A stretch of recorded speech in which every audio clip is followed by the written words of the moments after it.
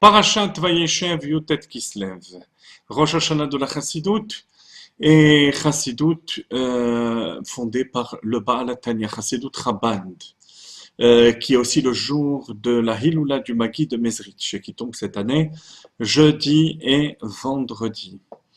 La Chassidut, c'est en même temps les profondeurs de la Torah, Pnimiyut HaTorah, contrairement à ce que certaines personnes pourraient penser, à savoir qu'il s'agit uniquement d'une chassidoute active au niveau de l'action, au niveau de la diffusion pratique du judaïsme.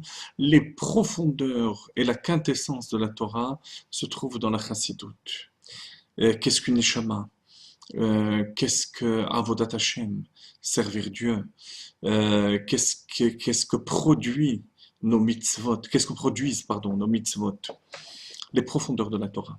Mais justement parce que il s'agit de la quintessence de la Torah, l'essence même de la Torah, Keter HaMelech, la couronne du roi, la chassidoute va s'exprimer de manière extrêmement simple au niveau des actions, au niveau d'actions simples. Naoutz trilatan besofan, vesofan betrilatan. Ainsi que le Sefer Yetzira le dit, le début est rattaché à la fin et la fin au début. Et on retrouve cette notion dans la paracha de Vayeshev. Vayeshev Yaakov be'eretz megoré aviv. Yaakov va s'installer dans la terre megoré aviv d'habitation de ses pères. Be'eretz Kenaan, en terre de Kenaan. Le Maguid de Mezrich, dont nous célébrons la Hiloula ce jeudi, ce mercredi soir et jeudi, Yutet Kislev, nous explique le passouk de cette manière. Vayeshev Yaakov be'eretz. Il découpe le passouk de la manière suivante. Yaakov s'installe dans la terre. Ça veut dire que après s'être élevé au niveau spirituel les plus haut, Yaakov Avinu va être contraint par la shlichut de son père et de sa mère, donc de Dieu, d'aller chez Lavan pendant 20 ans. Et là, il va travailler dans le monde matériel. Ce travail dans le monde matériel va lui faire prendre conscience de l'importance de la matérialité du monde dans Avodat Hashem. Que le but d'Akadosh Baruch Hu, c'est ici-bas. Vayeshev Yaakov be'eretz. Yaakov va s'installer dans la matérialité du monde. Et c'est ce qu'il voit lorsqu'il combat Esav. Même si, d'après certaines opinions, l'accolade de Esav était hypocrite, Rabbi Shimon ben Yochai nous dit Halacha beyadoua she'Esav sonnet Yaakov. On sait qu'Ésaü est Yaakov. Mais be'ota shara, à ce moment-là, Neshako bechol libo. Il a embrassé de tout son cœur. D'où est venue cette puissance chez Yaakov Avinu? De faire en sorte que Esav l'embrasse, chose qu'il n'a pas réussi à faire pendant des décennies, alors qu'il avait les forces spirituelles de la Torah. C'est qu'il n'avait pas encore goûté à la matérialité du monde imprégnée de la Torah. Tant qu'on n'a pas imprégné le monde matériel de la Torah, on n'en a pas retiré sa quintessence. Et c'est la raison pour laquelle, après ce combat avec Esav, après la paracha de Vayishlach, Vayeshev Yaakov be'eretz. Il s'installe dans la matérialité du monde.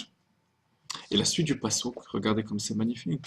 Be'eretz megoré aviv. Megoré vient du mot gar, la gour, habiter. Mais ça veut dire aussi cueillir, comme oger kaitz, cueillir des figues. Là, il s'agit en l'occurrence de cueillir les étincelles divines qui sont éparpillées dans la matière. C'est la raison de cette installation de Yaakov dans la matérialité du monde. Et avec quelle intention? Megoré aviv. Aviv sheba shamayim. Accomplir la volonté d'Akadosh Baruch Hu. Même si pour cela, il faut descendre au niveau d'actes matériels simples.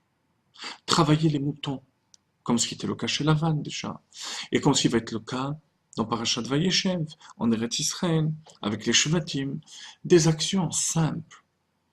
Eretz, Be'eretz Canaan, dans la terre de Canaan. Canaan est le nom du peuple de Canaan, la terre d'Israël.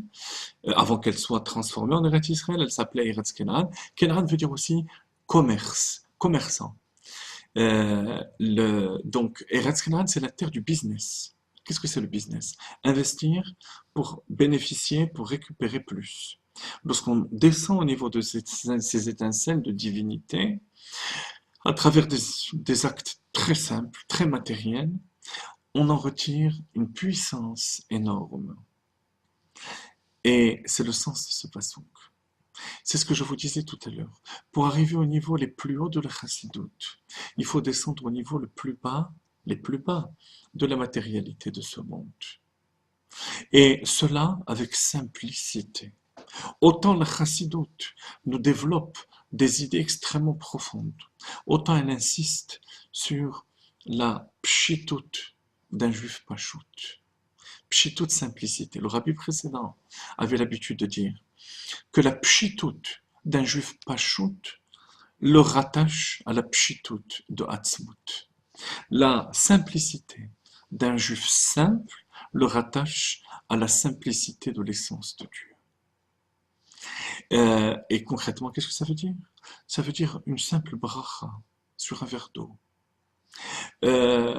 Une simple prise de conscience lorsqu'on est dans le monde matériel et qu'on a rencontré un juif sur notre route, lui tendre une sidra de la semaine, lui proposer de mettre les tefilines, lui dire un mot de Torah qui va le réveiller au judaïsme, ça permet à toutes ces étincelles divines qui sont cachées dans la matière, dans la galoute, dans l'exil, de remonter vers Avinu Shebashamayim, vers notre Père qui est dans les cieux, et d'en retirer l'essence même de la Torah et de la Chassidoute. Bonne fête de Yutet Kislev.